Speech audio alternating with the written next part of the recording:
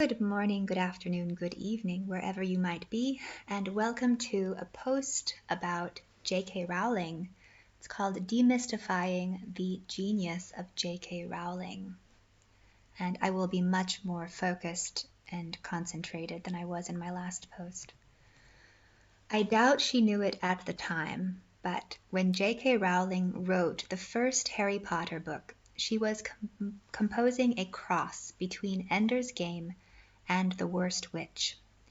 To a regular reader, her description of how the story of Harry Potter came to her out of the blue, when she was riding a train home from her mother's funeral, sounds like pure magic, and in many ways the emergence of a new sort of crossbreed heralds a magical moment. In other ways, it is just a natural consequence of heat, pressure, and entropy in a mind under strain that spontaneously creates a new type of genetic splice.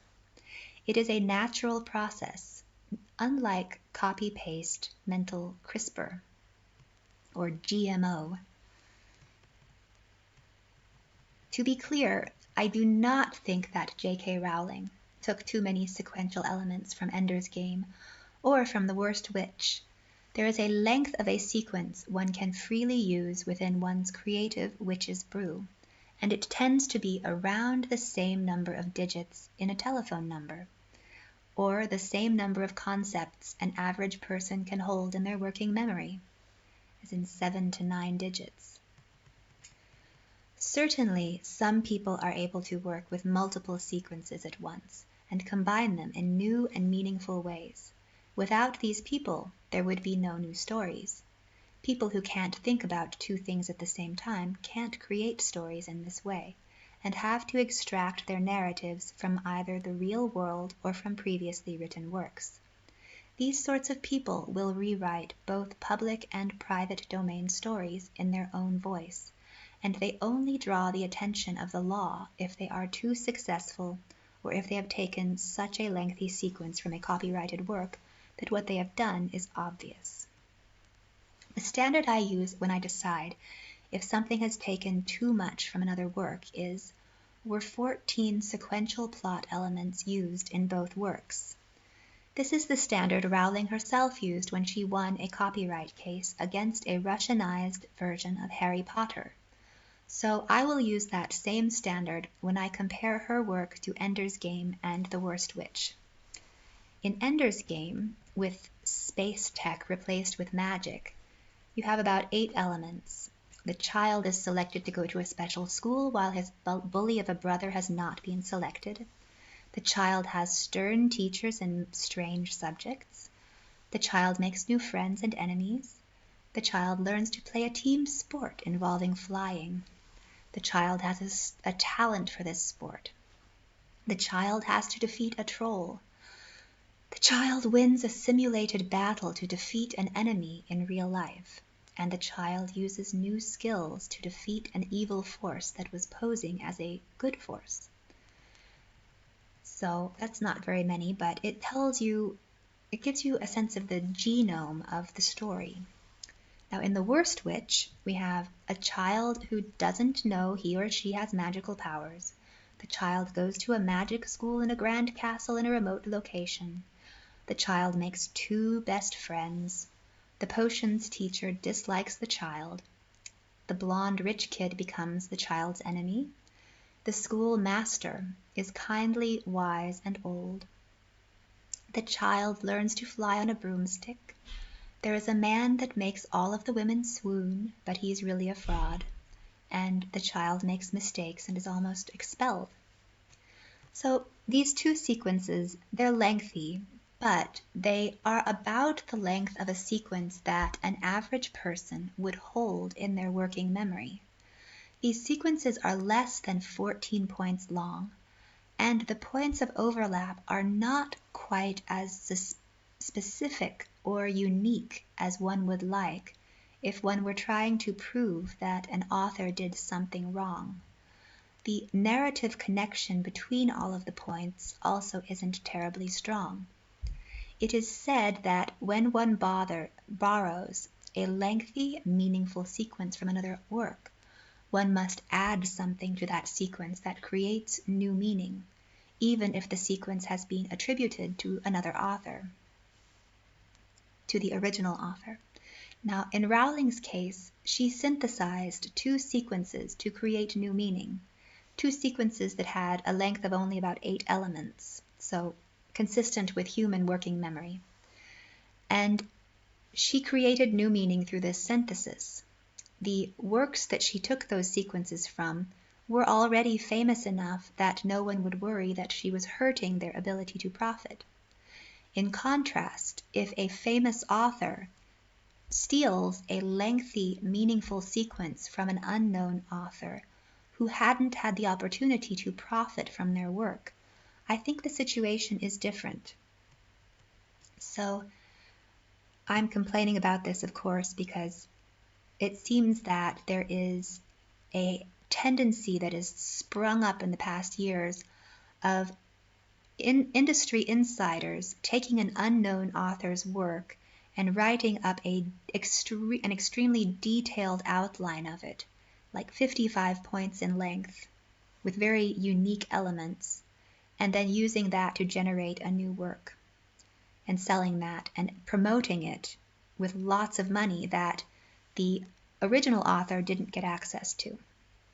So if I look at the genome of my own story, I see that my story was called My Adorable Apotheosis, and I inadvertently crossed 7 points of the never-ending story with the book replaced by a machine, and then I crossed that with 10 points of Beetlejuice, with ghosts replaced by AIs, and the family replaced by a techno city. So I did a lot of substitutions too. And I think that if someone else creates the same cross, even with some substitutions, they would be plagiarizing, because the likelihood that such a combination would spontaneously appear twice in a short time frame is very low, and you can literally do a mathematical calculation of the probability of these sorts of genetic mutations or crosses occurring. So we have multiple ways of basing a copyright standard on human capabilities instead of allowing machine capabilities to completely change how stories are written today. So detecting machine-written rehashes, I think it's going to be a question of entropy, of analyzing these things with respect to entropy, genetic mutations, sequences, and mathematics, and automating this. So as quickly as a story can be rewritten in an automated fashion, we have to have tools to diagnose when a story has been rehashed in that fashion. So, because I don't think it should be legal to rapidly create rip-offs of human work, because then the human work gets buried beneath an avalanche of machine work, of artificially created synthesized complexes of ideas that are not coming from a human brain. So these tools are able to create these crosses faster than a human author can. And Ingram, one of the big self-publishing platforms, has made automated writing illegal to sell via their platform. But it is going to be a fight to figure out how to filter it out, in a battle of the algorithms. So algorithms may be smarter than many people about these things, especially when there is the widespread misconception among amateur authors that there are no new stories, and that learning their craft means learning how to disguise and rewrite stolen material in a new voice without changing the story. So this is just a failure of education and ethics and enforcement. And as the internet took over, copyright enforcement went out the window, but we're going to have to reel that back in order to maintain some quality standards and prevent machine-assisted writing from taking over, essentially, from human authors. It is very necessary to educate people about this matter because otherwise they will abuse self-publishing platforms and not understand that what they are doing is criminally stupid and enabling bad, the pollution of our cultural landscape. If you copy a sequence of words and that sequence is long enough and unique enough, you have committed a crime if you do not attribute the source and if the source is not in the public domain. So everybody knows that. And if the person is trying to use it for, if they're publishing it to profit from it especially. If you translate a sequence of words into another language or run it through a spinner that uses a thesaurus and changes sentence structures, you are still plagiarizing. Most people know that. Thus, an ideal plagiarism detector would identify sequences of words and sequences of concepts. And the length of the sequence is important to identify as a threshold for criminal activity. For example, if you see a sequence of 4 unique concepts in a story, you can usually identify the source if it is famous. You'll think, that's Star Wars, or that's Hunger Games, but you won't think that the sequence is plagiarized. You'll just think it is unoriginal or a tribute. However, if you see 14 concepts in a row, you will wonder if a legal red line has been crossed. J.K. Rowling was successful in protecting her copyright from a person who rewrote Harry Potter, changed the genders of the characters, and changed the setting and cultural influences to Russia. In the court documents, 14 sequential plot elements were identified as the basis for the ruling, because it was a copyrighted sequence. And we need a sort of a set mathematical standard that all authors can look to and say, can count the number of elements that have been copied and say this is okay or this is not okay. And I did a similar form of analysis for all of the books that have copied mine. There are 5 by now, because things are really bad right now. People are just, a new book comes out and it gets rehashed, probably with the assistance of, plotter or tools that allow people to copy and paste outlines of somebody's book. It's not okay. So if a book was a song, you have people who will play your song at a faster rate, who will change a verse in your song, or who will syncopate that song. If you know what syncopation is, I'll do a song in 2 different ways. Hey, you old man sitting by the lonesome road, it's about time you're quitting life, so that's not syncopated. And then if you syncopate, it's hey, you old man sitting by the lonesome road, it's about time you're quitting life, so tired and alone. Got no friends to lean on, got no family, just a lonesome place in some old country. Don't nobody need you, old man, 'cause nobody, and so on. So it's the same song, but it is just slightly pulled in different directions.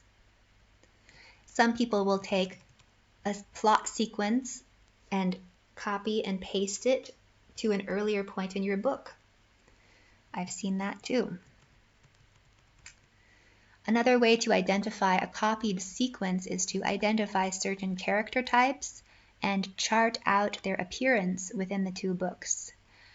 If they show up along the line that defines the story arc, you can diagnose the direct influence of one work upon another. And I think these methods might be challenging to automate, but there is a way to automate structural plagiarism detection in an efficient manner that relies on a technique used within physics to solve for the local fields of a 2D grid based on the frequency of the incident wave. Given different wavelengths, a different pattern of hot spots will appear on the grid as it is stimulated or analyzed at different length scales. And I've written about this in terms of the physics and in terms of how it can be applied to text. So in the blog post linked below, you'll see a couple of blog posts I've written on this, one about Anderson localization and complexity, and renormalization, and about QR codes, and about plagiarism detection algorithms. And this technology may not be widely applied yet, but you can be sure that it is coming, and it will rapidly identify the genealogy of a book in one click. And people who thought that they were fooling everyone will be found out as their profitable hobbies turn into liabilities. So, just be warned, all of you white-collar criminals who think you're getting away with murder, party's over pretty soon. Thank you for watching. I hope you learned something that made your day better. Until next time.